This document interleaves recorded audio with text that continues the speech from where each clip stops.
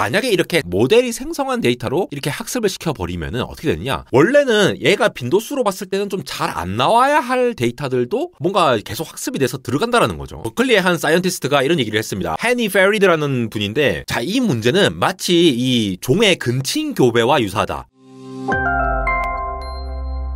네, 여러분 반갑습니다. 안대공학 에러입니다. 어제 나온 따끈따끈한 네이처 논문인데요. 우리가 AI로 어떤 데이터를 생성했는데 걔를 다시 또 학습에 사용을 할 경우에 대한 위험성을 확인을 해봤는데, 실제로 특정한 모델이 생성한 데이터를 다시 학습을 시켜봤더니 이 모델 자체가 붕괴하는 현상을 확인해서 논문으로 낸 것입니다. 네이처에 실릴 정도면 어마어마한 거죠. LLM이 자기가 생성한 데이터로 반복적으로 학습하게 되면 성능이 저하가 되는데, 결국은 이게 실질적으로 인간이 직접 생성한 그러한 데이터의 중요성을 알려주는 논문이라 가지고 앞으로 이렇게 되면은 AI 모델을 생성하는 것에 있어서는 구글이라든가 뭐 애플, 메타 같은 그런 플랫폼 기업들이 유저들의 데이터를 장악하고 있으니까 더욱더 이게 또 심화가 되지 않겠느냐라는 관점에서 지난번에 나온 또 재밌는 논문까지 포함해가지고 AI의 학습과 관련된 이 위험성에 대해서 한번 생각해보고, 더 나아가서 이 빅테크들 그리고 앞으로 AI 경쟁과 관련해서 어떠한 양상으로 진행될지를 한번 생각해보는 시간 가져보도록 하겠습니다. 사실 이전에 제가 영상을 한번 만들었었습니다. 바로 이 테드 창이라는 굉장히 유명한 SF 천재 작가분이시죠. 얼마 전에 한국에도 오시고 제가 이제 존경하는 많은 이제 시니어 과학 커뮤니케이터 분들도 이렇게 만나 뵀던 분인데, 이분이 어떤 내용을 했느냐, 더 뉴요커에서 바로 이러한 기고문을 올렸습니다. ChatGPT is a blurry JPEG of the web. 이거 번역해볼까요? 한번 번역을 해보면은, 챗GPT라고 하는 것은 뭡니까? 이 웹에, 인터넷에 흐릿한 JPEG입니다 라고 얘기를 하고 있어요. 이게 뭔 얘기냐 라는 거를 짚고 넘어갈 필요가 있는데, 어제 나온 이 논문이 바로 이 얘기를 하고 있는 거예요. 우리가 AI로서 계속 뭔가를 생성해 나가면은 사람들이 직접 만드는 그런 생생한 데이터들로 꽉 차있던 웹이 점차 AI가 마구마구 만들어내는 그러한 데이터들 때문에 디테일하고 아주 섬세한 데이터들이 점차 사라지고 아주 이제 웹 상태가 이렇게 뿌연 형태가 될 거다라고 이렇게 비유를 들어서 설명을 한 것이죠. 근데 왜 하필 JPEG이라고 표현했느냐를 보면은, 원래 오리지널 이미지가 JPEG으로 바꾸게 되면은, 비트맵에서 바꾸게 되면은 이 JPEG의 컴프레션에 따라서 점차 이렇게 약간 이 스테어케이스 현상 이런 것들이 발생을 합니다.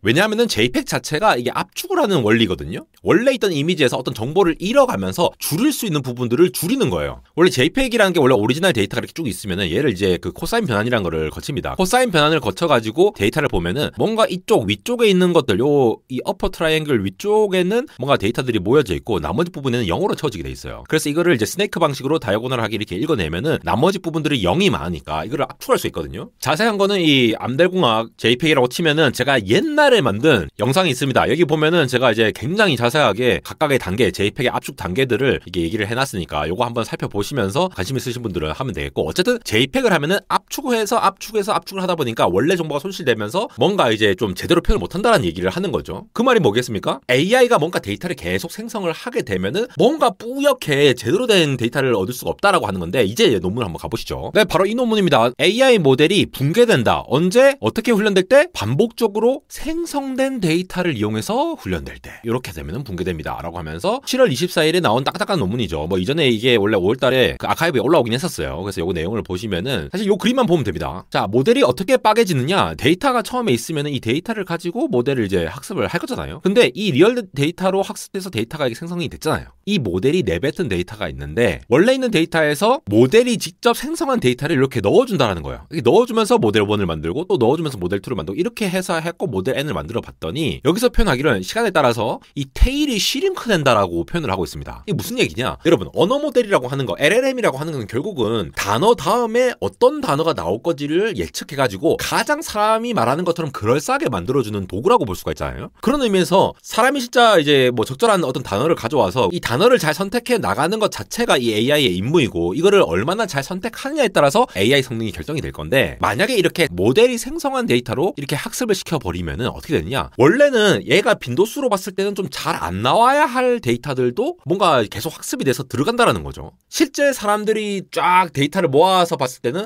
이 단어는 이럴 때는 별로 안 쓰는 단어야. 또 어떨 때는 또 쓸 단어고, 이렇게 그냥 빈도수가 이렇게 분포가 돼 있을 거잖아요. 그러한 빈도수를 쭉 봤을 때에 특정한 범위에서 이런 여러 개 데이터 포인트들이 이제 퍼져 있어야 되는데 계속 이런 것들이 한쪽으로 생성된 데이터를 이제 몰빵해서 넣다 보니까 뭔가 이게 이제 사람이 생성 안 하다 보니까 이 통계의 규칙을 무너뜨릴 수 있다라고 얘기를 하는 거예요. 그러면서 한 세대 두 세대 계속 넘어가면서 점차 이렇게 한쪽으로 치우치는 거 보이시죠? 그래서 이 결국은 이 세대에 따라서 그 모델이 생성한 데이터를 다시 계속 넣어주면은 뭔가 뿌얘지는 거죠. 성능 자체가 뭉개지면서 에러가 점차 퍼져가면서 말도 안 되는 데이터를 빠르게 만들어낼 수밖에 없다라고 하는 논문이 되겠습니다. 그래서 여기서 이제 그 붕괴라는 표현, 콜랩스라고 표현한 이유가 이런 생성한 데이터들이 계속 이렇게 들어가게 되면은 원래는 빈도수가 적어야 될 데이터로 이제 균형 있게 이렇게 학습이 돼야 될 것들이 얘네들이 막 들어오면서 원래 있는 것까지도 망가뜨리는 역할까지 한다라는 거예요. 흔히 이렇게 이제 합성 데이터라고 부르는데 그래서 또 다른 실험을 해봤던 게 밑에 있는 겁니다. 10%는 데이터를 이제 그대로 갖고 있으면서 유지하면서 계속 이렇게 해주니까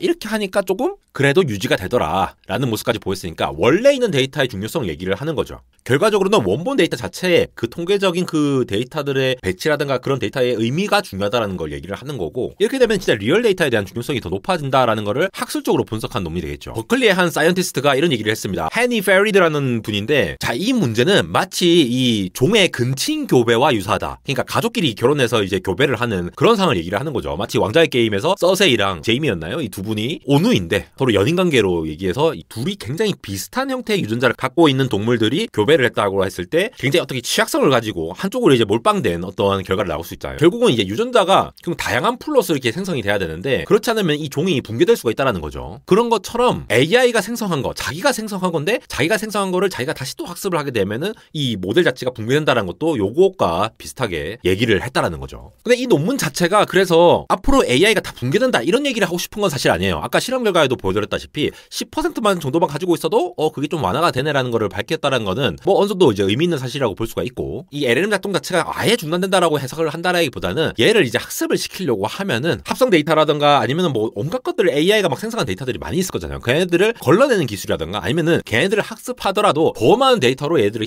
희석시킨다라거나 이런 식으로 해서 모델을 만들 때 드는 비용이 더 많이 드러날 수가 있다라는 얘기가 되겠죠. 즉 GPU를 더 많이 돌려야 된다라는 얘기가 되는 거고 이렇게 되면은 자꾸 인터넷에 이렇게 데이터가 막 쌓이게 되면은 결국은 이 스케일링 로우라고 하죠. 스케일이 커지면 커질수록 계속 AI가 발전돼야 되는데 데이터 자체가 이렇게 이제 블러리한 그러한 JPEG 이미지 같은 그러한 데이터로 계속 그렇게 되면은 뭔가 성능이 좀 안 나올 수도 있다라는 리스크를 얘기를 하는 것이 되겠습니다. 반대로 보면 이 합성 데이터가 앞으로 계속적으로 더 많아질 거잖아요. 지금도 엄청난 데이터가 많이 만들어지고 있는데 언젠가는 이 사람이 만든 데이터보다 이런 데이터가 훨씬 더 많아질 가능성이 높겠죠. 그러면은 10%라는 수치도 그만큼 이게 여유가 있는 수치도 아니다라고 볼 수도 있겠죠. 그러면은 결국은 사람이 직접 만드는 그런 데이터들이 중요한 시대가 올 거고 그렇게 되면은 빅테크들이 결국은 또 훨씬 더 유리한 입장에 올 수도 있다는 게 되겠습니다. 그런 의미에서 저 같은 유튜버라든가 이제 인간 크리에이터들 직접 뭐 글을 쓰고 뭐 그림을 그리고 하는 사람들의 그 콘텐츠 그 자체가 계속 생산이 돼야 되니까 이게 또 이제 값어치가 있는 시대가 올 것이고 만들어진 데이터도 이게 AI가 만들어지냐 안 만들어지냐 이걸 이제 워터마킹을 하는 그런 것도 많이 논의가 됐는데 지금 좀 잘 안 되고 있죠. 그런데 이거를 이제 적절하게 이제 잘 판다면은 뭐 그렇게 또 이제 리스크가 가질 일은 아니지만 앞으로 또 이제 데이터가 폭증했을 때는 또 이게 또 위험성이 있기 때문에 이러한 것도 이제 좀 자세히 팔로우 해가면서 데이터 학습과 관련된 데이터를 계속 찾아봐야 될 것 같습니다. 이 논문 같은 경우에는 특정한 AI 모델이 생성한 데이터를 다시 이 AI 모델한테 학습을 시킨 거예요. 얘가 생성한 데이터를 다른 AI 모델이 학습시킨 결과는 아직 나오진 않았습니다. 물론 제가 그렇게 말씀드렸지만도 어쨌든 그러한 것들이 이제 한쪽에 이제 좀 붕괴가 될 수 있는 위험성을 나타냈다고 해석을 해주시면 돼요. 제가 지난번 영상들에서도 여러 번 말씀드렸던 이 에포크 AI에서 퍼블릭하게 쓸 수 있는 학습 데이터 양이 빠르면 2025년도에 이제 다 없어진다라는 얘기를 하고 있죠. 프라이베이트한 데이터, 예를 들어 뭐 테슬라가 만드는 자율주행 데이터라던가 아니면 크리에이터들이 만드는 뭐 유튜브 데이터들 이런 것들 그런 것들을 배제하고 분석을 한 것으로 보이지만 여기에서 또 이제 생성형 AI가 만들어낸 다양한 데이터들이 있을 거기 때문에 그것까지 포함하면은 진짜 이 사람이 직접 만드는 데이터에 대한 중요성은 더욱더 높아질 것이고 이거를 얼마나 잘 관리를 할 것이냐 그런 측면에서 보면 사실 이제 애플 같은 기업들이 워낙 엣지 디바이스를 많이 가지고 있기 때문에 여기저기서 이제 데이터를 다 긁어모으고 있잖아요. 테슬라도 마찬가지죠. 테슬라도 자율주행 데이터를 전 세계에서 긁어모으는 측면에서 보면은 이게 생생한 데이터 결국 데이터도 시간의 함수이기 때문에 시간에 따라서 생생한 그 데이터 자체가 중요한 시기가 점차 다가오고 있다라고 느끼시면 되고 이미 다가왔죠 사실은. 그러한 측면에서 이번 논문을 좀 의미있게 볼 수가 있겠고 빅테크들도 이 데이터를 점차 사수하려고 하는 형태로 경쟁을 해가면서 이 학습 데이터와 관련된 문제는 계속해서 이렇게 좀 이야기가 나올 것 같아서 앞으로도 계속 팔로우하면서 말씀드리도록 하겠습니다. 지금까지 안달공학 에러였습니다.